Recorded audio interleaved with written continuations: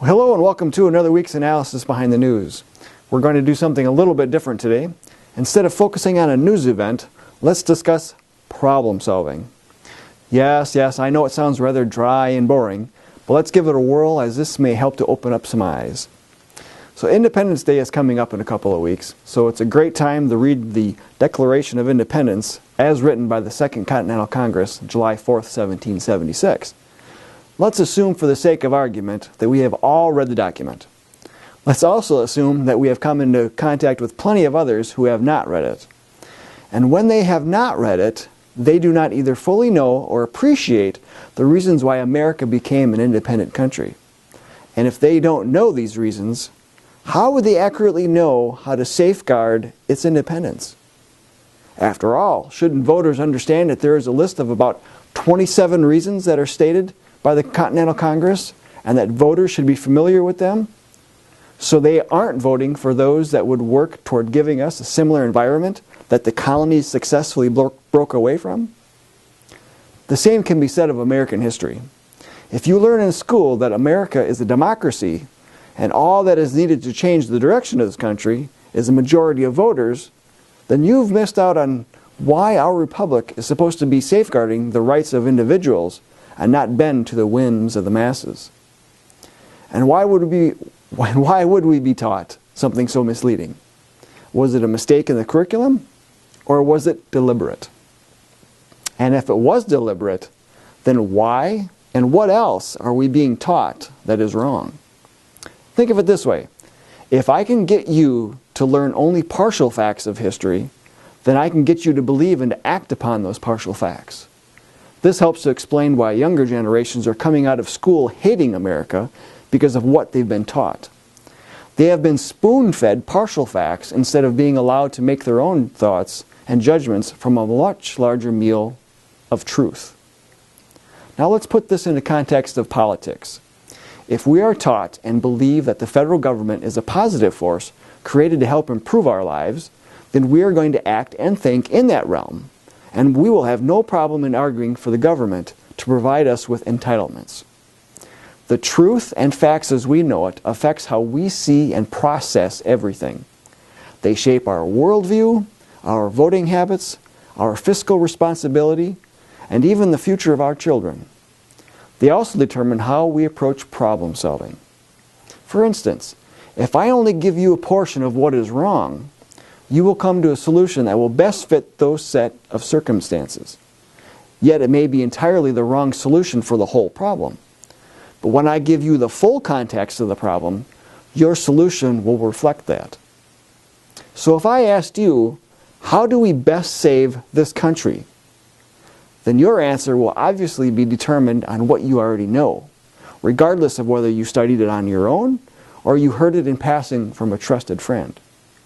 If my worldview was that the USA owes a better living to its citizens and those around the globe, then I'm probably going to be a liberal advocate who sees wiggle room for reinterpretation of the Constitution.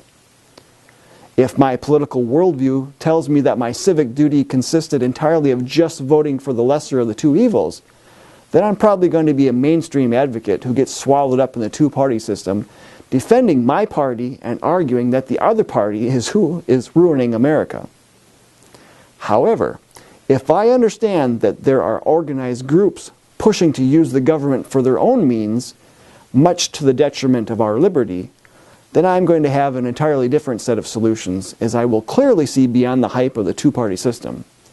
I may even begin to understand that these parties can be another tentacle of a much larger mass working to enslave me.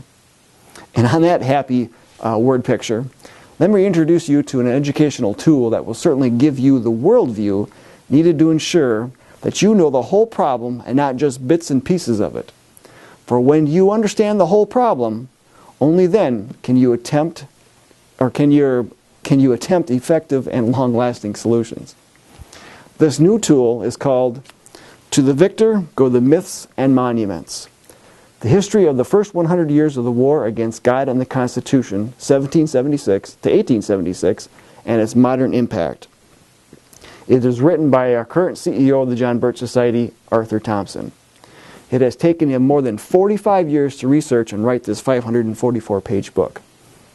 And on that, let me give you a little brief excerpt on what you can expect in here. I'm on page 359. It says, by 1864, the Union was nearly a complete dictatorship. Transportation and communications were for all practical purposes nationalized. The writ of habeas corpus was suspended. Military tribunals replaced civilian courts in a large portion of the North and border states. A secret police system existed in the military and the Department of the Treasury. Wiretapping was performed on the telegraph lines.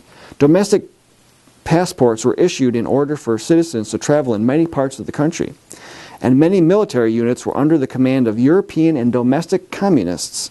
Indeed, the entire Department of War was under the leadership of renowned communists.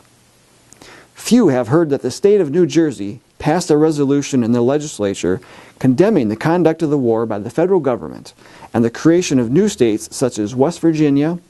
Further, the resolution contained this language. It says here, while abating naught in her devotion to the union of the states and the dignity and power of the federal government, at no time since the commencement of the present war has this state been other than willing to terminate peacefully and honorably to all a war unnecessary to its origin, fraught with horror and suffering in its prosecution, and necessarily dangerous to the liberties of all in its continuance.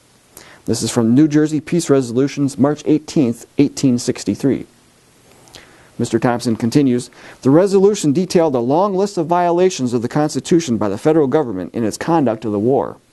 It is well worth reading for anyone who wishes to study just what has been happening to American liberty as a result of the war, and is widely accessible online from reliable sources. Yet school history books give no mention of this resolution and the obvious sentiment among the people of sections of the North that belie the general storyline promoted. Not only was the state of West Virginia wrought out of Virginia with the help of the federal government, the state of Nevada was also brought into the Union during the war. The language required by the federal government to be in the Nevada state constitution to receive statehood read, says here, Section 2, Purpose of Government, Paramount Allegiance to the United States. The paramount allegiance of every citizen is due to the federal government, and no power exists in the people of this or any other state of the federal union to dissolve their connection therewith or perform any act tending to impair, subvert, or resist the supreme authority of the United States, of the government of the United States. The federal government may employ armed force in compelling obedience to its authority. This is still a part of the Constitution of the state of Nevada, and the United States government still lies claim to about 80% of the land in that state. Contemplate the above in light of the so-called Obamacare legislation and presidential edicts emanating out of the White House that are more and more the norm and in violation of the law and the Constitution. It could place the state of Nevada in a position where the 10th Amendment of the U.S. Constitution is null and void. Such required acts of obedience may have been arguable in light of the conflict under any other system of government, but not with the underlying principles of the Constitution of the United States. This was the sort of attack on state sovereignty that led New Jersey to issue its resolution. Now think of how different American education would be if that's what was taught. Especially the jealous relationship that states should have with the federal government regarding sovereignty. And of course, with this type of education, think of how much more protected states would be from a tyrannical federal government and how much liberty we all would have. But you won't learn that from history class, and for good reason. Learn more by going to shopjbs.org today and purchasing this book. Hardback copies are in stock starting today for $24.95 with a discount for bulk purchases. Until next week, we'll see you then.